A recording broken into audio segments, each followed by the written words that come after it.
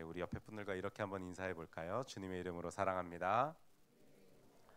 네, 주님의 이름으로 사랑합니다. 잘 오셨습니다. 반갑습니다. 또 오랜만에 보이는 얼굴들도 있고, 네, 너무 반갑습니다. 어, 여러분은 혹시 무너짐이라는 단어를 들으시면은 어떤 이미지가 좀 그려지십니까? 무너짐. 선뜻 떠오르는 건 뭐 건물이 무너지거나 뭔가 우리가 만들어 놓은 것들이 무너지는 것들 그런 게 생각이 나죠. 그리고 조금 더 우리 삶에 더 가깝게는 삶이 무너지고 또 우리 가운데 관계가 무너지고 그리고 우리의 신앙이 무너지는 경험들 그런 것들이 있을 수 있는데요.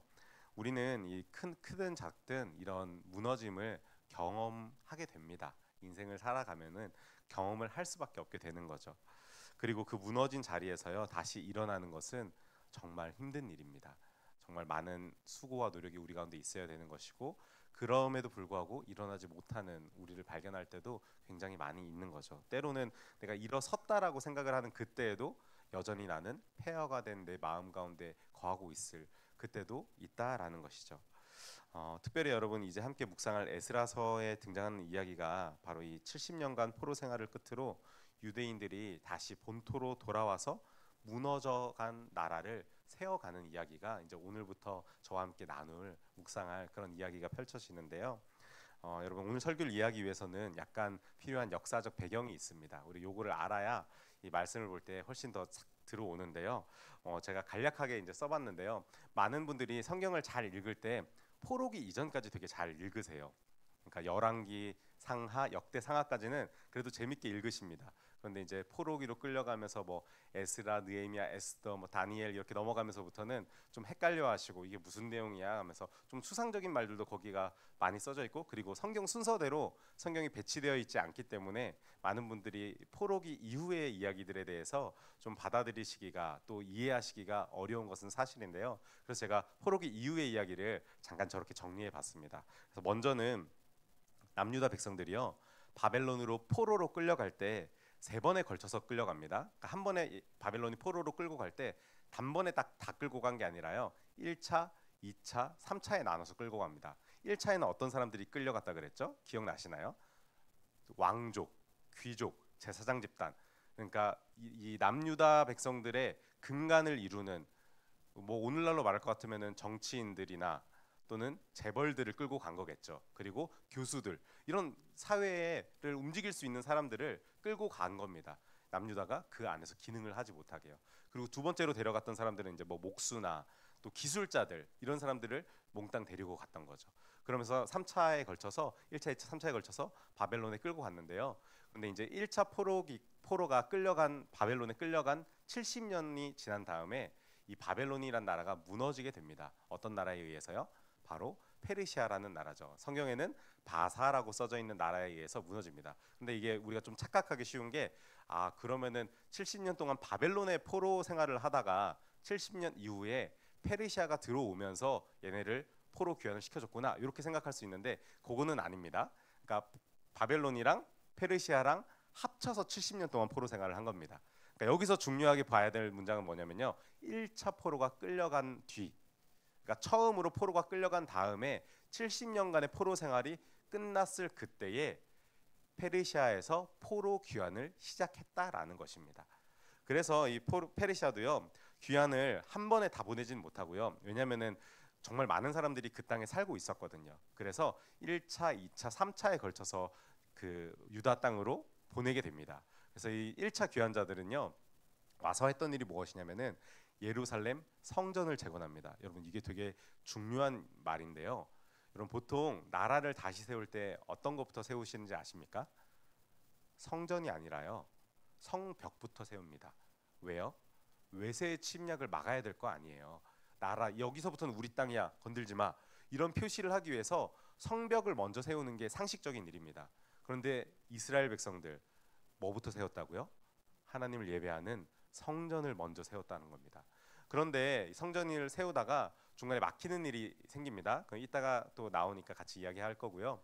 그러면서 이제 2차 귀환자들이 돌아오게 되는데 1차 귀환자들 후에 80년이란 세월이 지난 다음에 또 돌아오게 됩니다. 그러니까 사실 70년 뒤에 광복처럼 맞이해서 땅으로 돌아올 수는 있었지만 여전히 이 페르시아 땅에 남아 있었던 유다 사람들이 정말 많이 있었던 것이죠. 그래서 이 80년 뒤에 다시 사람들이 돌아오는데요. 이 사람들이 돌아와서 했던 일이 뭐냐면은 재건된 성전을 중심으로 하나님의 말씀을 세우기 시작합니다. 이 역할을 했던 사람이 바로 우리가 읽어 나아갈 에스라서의 주인공인 에스라서가 이런 일들을 하게 되는 거죠. 그러니까 2차 귀환 때 에스라가 돌아옵니다. 그리고 3차 귀환자들은 2차 귀환 후에 14년이 또 지납니다. 그 뒤에 3차 귀환자들이 돌아오게 됐는데요. 그들이 와서 이제 한 일이 뭐냐면은 바로 성벽을 재건한 일입니다.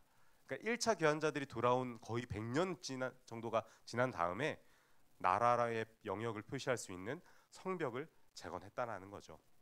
그래서 1차와 2차 귀환자들의 이야기가요. 이 에스라서에 정말 잘 기록되어 있습니다. 그리고 3차 귀환자들의 이야기는 그럼 어디에 써져 있을까요? 성벽을 세운 느헤미야. 우리 교회학교 선생님들은 아시죠? 느헤미야가 막 성벽을 쌓았어요. 막 이런 아이들한테 막 설명해 주지 않습니까? 그러니까 3차 귀환자들의 이야기는 느헤미야서를 보면 정말 잘 써져 있는 겁니다. 그래서 우리가 항상 역사적으로 묵상을 할 때에는 에스라서를 먼저 묵상하고 그 다음에 느헤미야서를 읽어 나가는 게 좋은데요. 그래서 포로기 이후의 역사적 순서를 제가 성경으로 한번 알기 쉽게 배열을 이렇게 해봤거든요. 그러니까 에스라 1장부터 4장까지 이야기가 1차 포로 귀환의 이야기입니다. 그러면서 아까 한번 멈추는 일이 있었다 그랬죠. 멈추는 일에서 학개와 스가랴가 등장을 합니다. 그래서 너네들 똑바로 살아야 돼. 우리 잘하고 있어. 열심히 하자 하면서 격려해 주는 얘기들이 학개와 스가랴에서 이어지게 되는 거고요. 이제 다시 성벽을 재건하는 이야기가 에스라 5장과 6장에서 진행됩니다. 그러면서 그 사이에 살짝 낀 게 우리 지난주에 함께 말씀을 나눴던 에스더의 이야기가 여기에 들어가는 이야기고요. 그 다음에 에스라 7장부터 10장까지 진행되는데 여러분 에스라서는 우리가 지금 읽었지만 재밌는 거는요. 에스라서긴 하지만 에스라는 처음부터 등장하진 않습니다.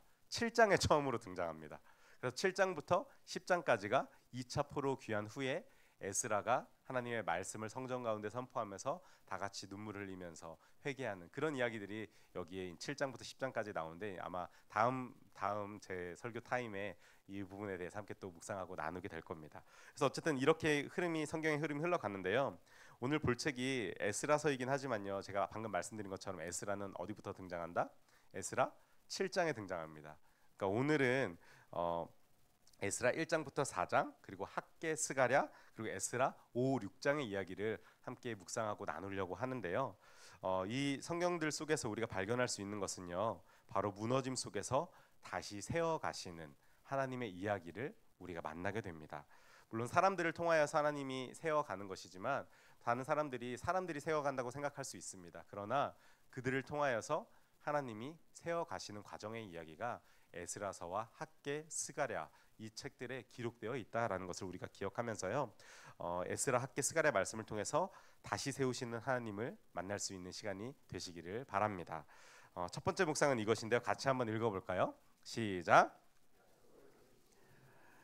약속을 지키시는 하나님이십니다. 여러분 하나님께서는요. 이미 이 예레미야 선지자를 통해서 이렇게 말씀하셨는데요. 예레미야 29장 10절 말씀은 이렇게 기록되어 있습니다. 여호와께서 이와 같이 말씀하시니라. 바벨론에서 70년이 차면 내가 너희를 돌보고 나의 선한 말을 너희에게 성취하여 너희를 이곳으로 돌아오게 하리라. 아멘. 여러분 하나님이 예레미야에게 약속해 준 말씀입니다. 근데 예레미야 당시는 어땠는지 분위기 기억나시나요? 예레미야 때는요. 나라가 곧 무너질 것 같은 풍전등화와 같은 상황에 놓여져 있었습니다. 바벨론으로부터 계속해서 공격 위협을 받고 있었고 그 당시 마지막 왕이었던 시드기야는 눈이 뽑히면서까지 바벨론에 끌려갔던 사람이었거든요. 그러니까 나라가 어떻게 될지도 모르는 그 상황에서 하나님께서는 예레미야를 통해 희망의 메시지를 선포해 주셨던 겁니다. 많은 사람들이 예레미야가 이 말씀을 선포했을 때 별로 듣고 싶지 않았을 겁니다. 우리나라가 망한다고 그거부터 듣고 싶지 않았을 건데 무너진 다음에 70년이나 또 포로 생활을 해야 된다고 또 그 뒤에 하나님이 회복시키신다고 하는 그런 생각들이 남유다 백성들로서는 받아들이기가 힘들었을 겁니다. 그러나 하나님께서 분명히 선포하시고 예레미야를 통하여서 약속의 말씀을 전달하신 것을 우리는 볼 수 있는데요. 놀라운 것은요. 이 하나님의 약속의 말씀은요.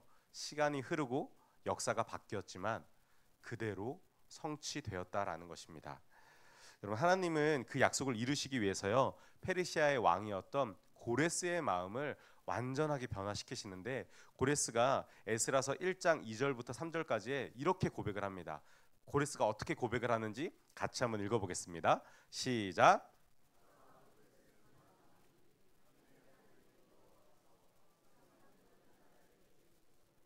나에게 명령하사 유다 예루살렘의 성전을 건축하라 하셨나니 이스라엘의 하나님은 참 신이시라.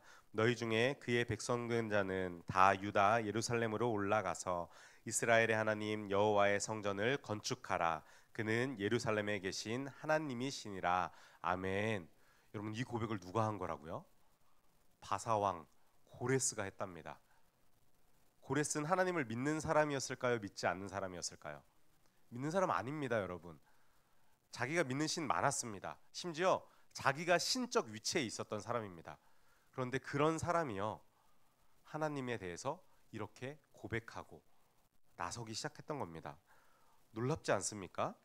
이방 제국의 왕이 하나님께 감동을 받아서 하나님의 일을 명령하기 시작했고, 그뿐만 아니라 그 하나님을 영광을 올려드리며, 그 하나님께 영광을 올려드리며 하나님을 높였던 것입니다.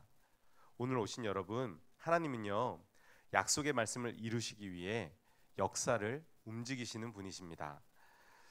여러분, 이것을 정말 자세히 우리가 알 수 있는 것은요, 에스라서 2장을 보면 정말 잘 알 수 있는데요. 에스라서 2장을 보면요, 우리가 성경을 읽다가 막히는 이야기들이 나옵니다. 막힐 때가 언제 나오는지 아십니까? 수많은 사람들이 등장할 때, 수많은 숫자가 등장할 때, 누구의 아들은 몇 명이 왔고, 누구의 아들은 몇 명이 왔고, 누구의 아들은 몇 명이 왔고, 이거를 2장 내내 반복합니다. 2장 전체가 그렇게 반복하면서 이름이 진짜 많이 있고 숫자도 정말 복잡하게, 심지어 페르시아에서 가져온 재물이 어떤 종류인지까지, 그 재물에 또 몇 개를 가져왔는지까지 2장에서 아주 상세하게 구체적으로 기록을 하고 있는데요. 여러분, 이 성경이 이것을 기록한 이유는요, 단순히 몇 명이 돌아왔다, 또는 어떤 가족이 돌아왔다, 뭐 재물이 없게 돌아왔다, 이거를 알려주고 싶은 게 아닙니다. 성경에서 이걸 기록한 이유는 딱 한 가지인데요, 바로 하나님의 약속이 아주 실질적으로 그 사람들에게 이루어졌다라는 것입니다. 그것을 보여주기 위해서 성경은 끊임없이 기록을 했던 것이고, 분명한 사람의 이름과 돌아왔던 사람들의 이름과 정확한 인원과 어떠한 물건들이 왔는지까지 아주 정확하게 기록을 하면서 하나님께서 70년 전에 이스라엘 백성들에게 약속하셨던 그 말씀을 완전히 이루셨다라는 것을 보여주고 있는 것입니다. 사랑하는 우리 청년들, 오늘 오신 여러분, 우리의 삶도 마찬가지입니다. 다 끝난 것 같고 다 무너진 것 같은 그 자리에서도요, 우리 하나님은 우리에게 주신 약속을 반드시 이루어 주시는 분이십니다. 약속을 지키시는 그 하나님을 믿고 오늘을 살아가는 저와 여러분들이 되시기를 주님의 이름으로 축원합니다. 두 번째 묵상은 이것인데 같이 한번 읽어볼까요? 시작. 방해 속에서도 멈추지 않으신 하나님, 우리 하나님은 방해가 있음에도 멈추지 않으신다라는 것인데요. 여러분, 이스라엘 백성들이 돌아와서 이 성전의 기초를 쌓기 시작했을 그때요, 주변 사람들의 방해가 시작됐습니다. 여기서 말하는 주변 사람들은 어떤 사람들이냐면은 그 70년 전에 포로로 끌려가지 않고 남아 있었던 사람들. 그러니까 여러분, 그 사람들이 70년 동안 그 땅 가운데 살았다고 한번 생각해 보십시오. 얼마나 터줏대감들이었겠습니까? 그리고 어떻게 보면은 능력이 없어서 남았던 거였거든요. 기술이 없어서, 돈이 없어서 그냥 남아 있었던 사람들이 70년 동안 그 땅에서 터줏대감 역할을 해보니, 갑자기 얘네들이 70년이 지난 다음에 돌아오는데 어떤 사람들이 돌아옵니까? 기술자들, 돈 많은 사람들, 능력 있는 사람들이 돌아와서 성전을 세우겠다고 합니다. 그럼 이 사람들 입장에서 어떻게 생각이 들까요? 내 자리를 빼앗지는 않을까? 너네들은 갔지만 나는 여기 남아서 70년 동안 이 나라를 지켰는데 하는 그 마음이 이들에게 있었던 것입니다. 그래서 이들이 그 일들에 대해서 방해를 하려고 했던 것이고요. 그리고 남아 있었던 사람들뿐만 아니라 이 땅 가운데 또 수많은 이방인들이 들어와서 살았습니다. 그러다 보니까 그들도 자신들의 기득권을 해치는 일이라고 생각이 들었는지 처음에는 이들이 우리도 같이 도와주겠습니다 하면서 그 일에 동참을 합니다. 그런데 사실 이들의 마음속에는 그 일을 동참하는 척하면서 방해하려는 심산이 그 안에 있었던 것이죠. 그리고 결국에 이들이 저질렀던 짓은 무엇이냐면요, 페르시아 왕 고레스에게 상소문을 보내기 시작합니다. 그래서 어떤 상소문을 보내냐면은 왕이시여 한번 생각해 보십시오. 이들이 와서 어떤 일을 하려고 하냐면요. 그 나라에 있는 재물을 가지고 이 땅에 와서 그 재물로 자기들의 나라를 다시 세우려고 합니다. 그래서 당신에게 반역을 독모하고 있으니 속히 이 성전을 짓는 일을 멈추셔야 하는 줄 압니다. 라고 상소문을 보낸 겁니다. 그러니 고레스는 그 편지를 딱 받아들었을 때 고지고대로 그것을 믿고 성전 공사를 중단시키기에 이릅니다. 그래서 얼마나 이 기간 동안 중단이 되냐면은 무려 16년 동안 성전에 돌 하나도 올리지 못하는 상황이 이들에게 찾아온 것입니다. 여러분 안 그래도 힘든 상황에 사실 여러분 포로에서 귀환한 사람들이 뭐 얼마나 넉넉했겠습니까? 그들이 입에 풀칠하고 사는 것 자체도 힘들었던 그 상황 속에서요. 그래서 힘내서 힘을 짜내 가지고 성전을 지으려고 힘쓰고 애쓰고 있었는데 그 상황 속에서 이스라엘 백성들의 마음이 얼마나 많이 낙심되었을까요? 자신들이 정말 성전을 건축하겠다는 일념으로 성벽이 아니라 성전을 건축하면서 하나님 앞에 예배하고자 하는 그런 신앙을 회복하고자 하는 그 마음으로 성전을 세우는 그들의 마음 가운데 얼마나 낙심이 찾아왔겠습니까? 하나님의 약속이 이루어지는 줄 알았는데 눈앞의 현실이 또다시 막혀버리게 된 것입니다. 그런데 여러분 우리가 분명히 기억해야 할 것은요. 우리 하나님은 멈춘 것만 같은 이 16년의 시간 속에서도요. 열심히 일하고 계셨다라는 것입니다. 여러분 그냥 세월이 흘러간 게 아니었습니다. 하나님은 그 16년의 시간 속에서요. 학개와 스가랴 선지자를 세우셨습니다. 그래서 이들이 와서도 마음이 또 변질되어서 자꾸 엇길로 가려고 했던 그 사람들의 마음, 그들이 또 힘들어하고 어려워할 때 그 너네 잘하고 있어 괜찮아 하면서 격려해 주려는 말씀을 이 학개와 스가랴를 통해서 다시 한번 말씀으로 세우셨던 시간이 바로 이 16년간의 공사가 멈췄던 그 시간이었습니다. 여러분 학개서를 보면요. 학개는 굉장히 세게 얘기합니다. 권면의 말씀이 참 많고 너네 똑바로 살아. 니네 집은 지을 줄 알면서 성전 지을 마음을 또 안 갖는다고 정신 차려라. 그러면서 굉장히 세게 말을 하는데요. 그래서 학개서를 읽으면 좀 혼나는 느낌이 듭니다. 그래서 저도 학개서를 읽으면서는 좀 어렵다 막 이런 생각이 드는데 또 반면에 스가랴서는요. 굉장히 권면해 주는 말씀입니다. 따뜻하게 말하고 좀 그렇게 느낄 수밖에 없는 게 스가랴서가 굉장히 추상적입니다. 그래가지고 추상적으로 좀 얘기를 하면서 우리 하나님이 우리를 도우실 거야. 우리 힘내서 다시 해보자. 이런 얘기들이 스가랴서에 막 들어와 있거든요. 그래서 되게 따뜻한 느낌을 받을 수 있는데 어쨌든 여러분 이 인고의 시간을 지나서 오늘 본문이 시작하는 에스라 5장에 와서요. 다시 성전 공사가 재개됩니다. 이제 고레스 왕이 지나고 다리오 왕이 세워졌을 때 다리오 왕이 다시 한번 고레스가 성전 공사를 선포했던 그 일기를 보고 다시 백성들을 돌려보내며 그래 너네 성전 공사 다시 시작해라 하고 시작하는 허락을 해준 것입니다. 그래서 성전 공사가 재개하게 되는데요. 사랑하는 우리 청년들 그리고 오늘 오신 여러분 우리 인생에도요 이런 시간이 반드시 있습니다. 하나님의 말씀대로 살아가는데 갑자기 막힙니다. 병으로 막힐 때도 있고 사람들의 방해로 막힐 때가 있고 또 우리가 예상치 못하는 상황의 어려움 때문에 우리가 중단을 마주할 때가 있습니다. 그러면서 우리는 하나님 앞에 물어볼 수 있겠죠. 하나님 왜 이런 시련이 제게 찾아옵니까? 제가 이렇게 열심히 하나님께 예배드리고 봉사하고 섬기고 정말 주일 나 빼먹지 않고 하나님께 이렇게 기도하고 말씀 보고 하는데 왜 이런 어려운 시간들이 나에게 찾아옵니까?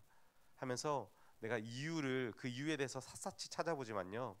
도무지 그 이유를 알 수 없을 때가 우리 인생 가운데 몇 번이고 찾아오게 된다라는 것입니다.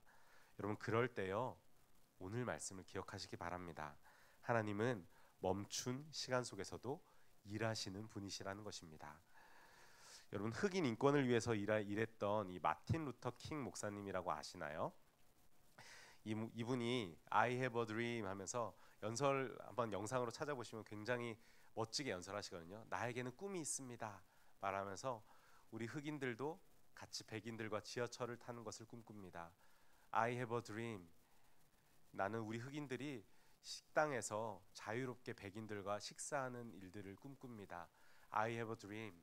우리 흑인들이 직장에 가서도 차별받지 않고 일하는 세계를 꿈꿉니다 하는 연설을 끊임없이 I have a dream이라고 하면서 나는 꿈이 있습니다 라는 얘기를 하면서 선포를 합니다. 그런 이분이 I have a dream이라고 외칠 때요, 정말 수많은 반대와 조롱, 심지어 살해 위협까지 받았습니다.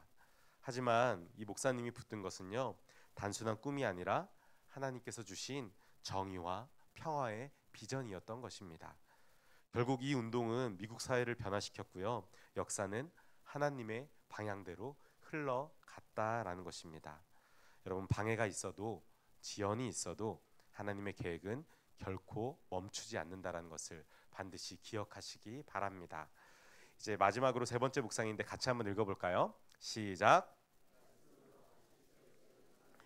말씀으로 다시 세우시는 하나님입니다. 여러분, 성전 재건은요, 단순히 건물을 짓는 일이 아니었습니다. 아까 제가 먼저 서두에 말씀드렸던 것처럼 이들에게 성전 건축은요, 이들의 신앙을 세우는 일이었고요, 하나님께 드리는 예배를 세우는 일이었습니다. 이들에게는 성벽을 건설하는 것보다 더 중요한 일이 바로 성전을 건축하는 일이었습니다. 그도 그럴 것이, 이분들이요, 성전을 짓고 났더니요, 정말 눈앞에 정말 초라한 성전이 딱 지어진 거를 눈앞에 딱 마주하게 되는데요. 여러분, 왜 그랬겠습니까? 이들이 생각했던 성전은 어떤 성전일까요? 70년 전에 누가 지었던 성전? 솔로몬 왕이 지었던 그 화려하고 웅장했던 그 성전이 머릿속에 여전히 남아 있는데, 지금 얘네들이 와가지고 지었던 성전을 보고 있노라면 마음이 무너져 내렸던 겁니다. 여러분, 솔로몬 성전은요, 정말 금과 은으로 너무너무 화려하게 지어진 성전입니다. 촛대도 다 금촛대요. 떡상도 다 금으로 지어지고, 나무도 레바논의 백향목으로 지어서 정말 지금도 여러분 레바논의 백향목이라고 하면은 최상급 건설 자재거든요. 저기 지금 보이시는 사진이 레바논의 백향목입니다. 그런데 얘네들이 돌아와서 지었던 나무는 어떤 나무로 지었냐면요, 이스라엘의 조각목으로 지었습니다. 이스라엘의 조각목은 뭐냐면요, 우리나라 말로 할 것 같으면 어르신들이 이해하기 쉬울 건데 아카시아 나무입니다. 아카시아 나무로 그 가지로 지은 겁니다. 한번 상상해 보십시오. 아카시아 나무가 건물을 지을 재료가 되나요? 지금 제가 제 힘으로도요, 저거 가지 몇 개 겹쳐놔도 그냥 부러뜨릴 수 있는 게 아카시아 나무입니다. 정말 약한 나무, 향기는 물론 좋죠. 그런데 이스라엘의 조각목은 정말 사막에서 물도 못 받고 그 척박한 땅에서 자랐기 때문에 저렇게 힘없는 저 나무로 이들이 돌아와서 성전을 지었던 것입니다. 그러고 나서 성전을 바라보니까 마음이 얼마나 무너졌을까요? 우리 하나님을 여기에 우리가 모실 수 있을까? 이곳에서 하나님께 예배드릴 수 있을까? 하면서 이스라엘 백성들이 너무 실망을 하고 있었던 것입니다. 여러분, 그때요, 하나님이 학개를 통하여서 이렇게 말씀해 주시는데요, 우리 학개 2장 9절 말씀 같이 한번 읽어보겠습니다. 시작.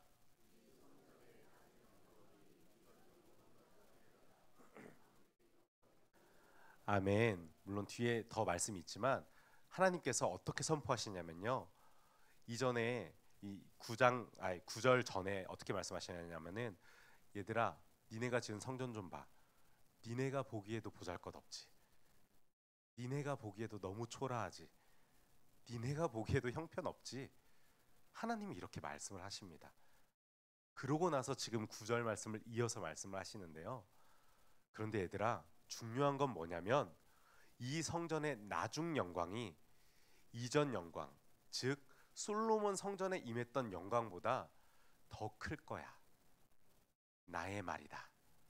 이렇게 말씀하신 겁니다. 여러분, 지금은 보잘것없어 보이지만 하나님이 함께 하시면 이전에 더 큰 영광, 이전보다 더 큰 영광이 그들에게 임할 것이라는 약속을 다시 한번 해주고 계신 것입니다. 여러분, 이 이스라엘 백성들은요, 눈에 보이는 게 중요했습니다. 돌아와서 성전, 하나님을 위한다는 마음으로 성전을 세워 나갔지만 그 보잘것없는 성전을 보면서 하나님이 과연 이곳에 임하여서 우리의 이전 영광을 다시 한번 찾을 수 있을까?